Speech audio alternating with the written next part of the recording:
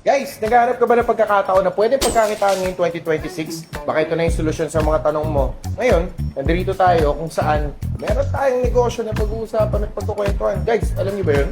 Anong negosyo yun, Boss Del? Parang wala pa ako masyadong idea sa anong negosyo yun.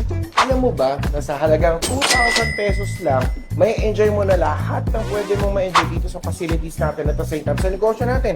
Kasama na yung tinatawag na dropshipping. Narinig mo na ba yung dropshipping?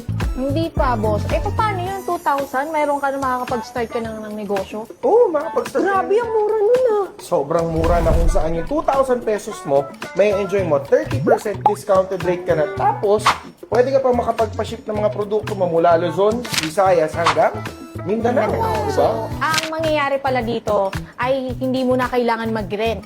So, bale, tayo na yung mag-aano ng mga product nila. So, tayo nang bahala mag-ship.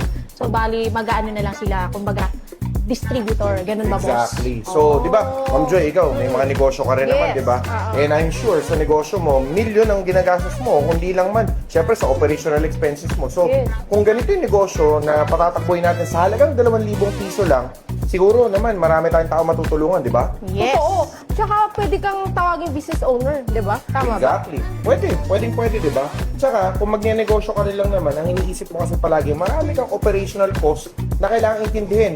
Compared sa 2,000 na nilabas mo, 30% discounted rate ka na tapos meron ka ng packing, may shipping, and then may delivery ka na kung saan yung negosyo mo, tatakbo na ng pusa, di ba? Yes. Grabe, para kang nagnegosyo na wala kang kahasil-hasil. Oo. Yun mismo tumpak. Kaya nga kapag ginawa mo yung negosyo na iaalok namin sa inyo na hindi mo na kailangan magbenta, the same time yung sistema na magbebenta para sa inyo, I'm sure marami makaka-enjoy ng negosyo at the same time, syempre, kahit nasa bahay ka man, nasa Pilipinas, nasa ibang bansa, pwede mong gawin tong negosyo to, di ba? Yes. Sakto siya sa mga full-time mom na nasa bahay lang, parang gusto nilang magkaroon ng pagkakakitaan. Ayan. Kumbaga, hindi na sila na may stress na, ay, kahit nasa bahay lang ako kumikita ako, makakatulong ka pa sa mga daily needs na kailangan nyo. Di O ba? teka, dahil nyo kasi masyadong sinasabi. Oh. So ano ba yung negosyo yung sinasabi? Yung anong brand ba yun? Oh, ito na.